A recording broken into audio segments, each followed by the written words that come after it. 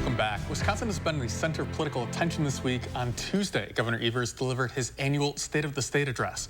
And that was followed up on Thursday with the president making a stop at Superior, talking about infrastructure. Joining us now for what to take away from those events is UW-Madison professor Mike Wagner. And thanks for joining us. My pleasure to be here. So looking at the governor's State of the State address, it's an even number year, so he doesn't have to worry about running for re-election, nor frankly passing a state budget. What were some of the expectations you had for his speech going into it?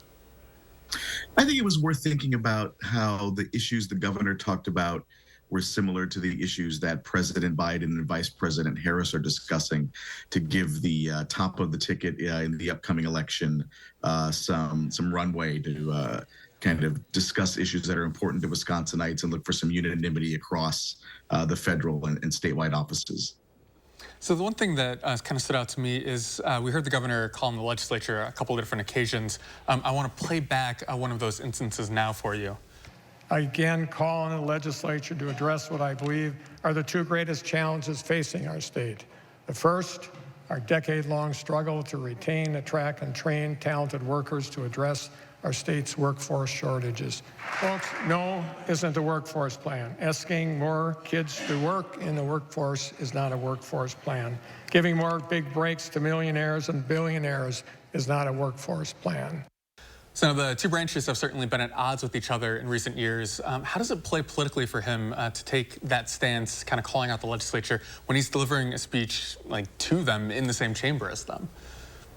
I think it's less about being a speech to the legislature and more about the conversation that happens afterwards, so that voters see the governor saying, I'm trying to do these things, and our partners in the state legislature have no interest in negotiating or debating or engaging. And so I think he's trying to make the case that he's trying to do things the voters of Wisconsin want, and he's trying to make the case that the legislature is not a willing partner.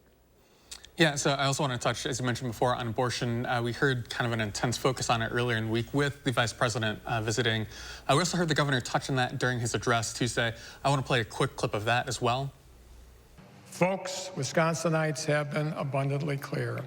As another example, Republicans' last candidate for governor wanted to take those same freedoms and more away.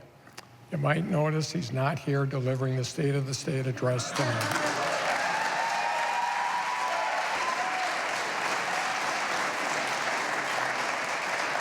So I want to speak directly to women in Wisconsin tonight. I will veto any bill that takes away your reproductive freedom or makes reproductive health care any less acceptable than it is today, period.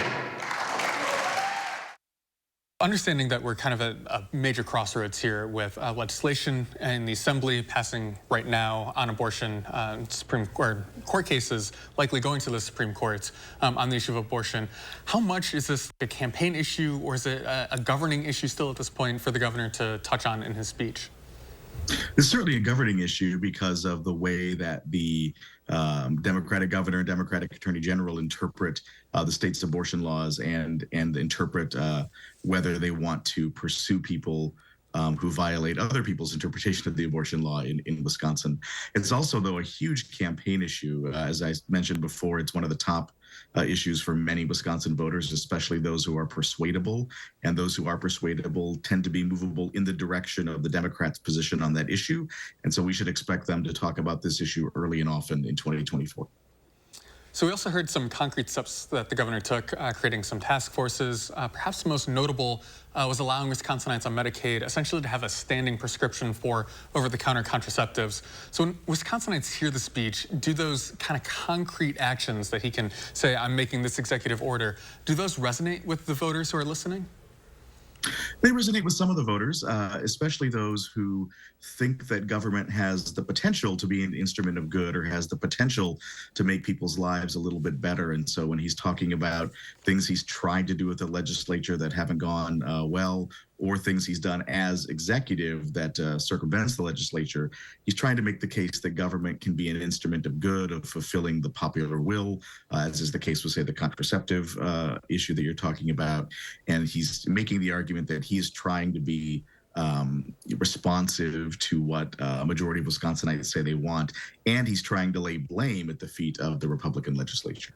I want to turn to the president's visit. He's up in Superior talking about funding for a bridge. Kind of these bringing home the bacon moments, especially at the federal level. Are those important moments for politicians, especially now in January when they might be running in November?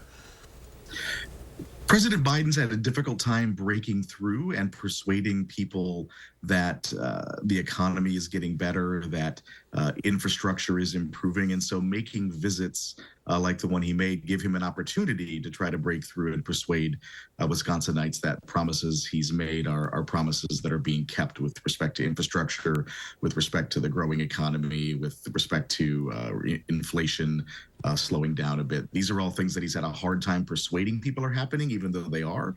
And so visits are one way to do that, especially for somebody like former President Biden, who, has been in federal politics since the 1970s, which was an era of bringing home the bacon, so to speak, and doing things that were affirmative representation in specific areas where we're bringing back a bridge or a post office or road dollars or those sorts of things. And so doing kind of old school politics to say, we heard your concerns and we're delivering on them is something he's trying to do in states like Wisconsin.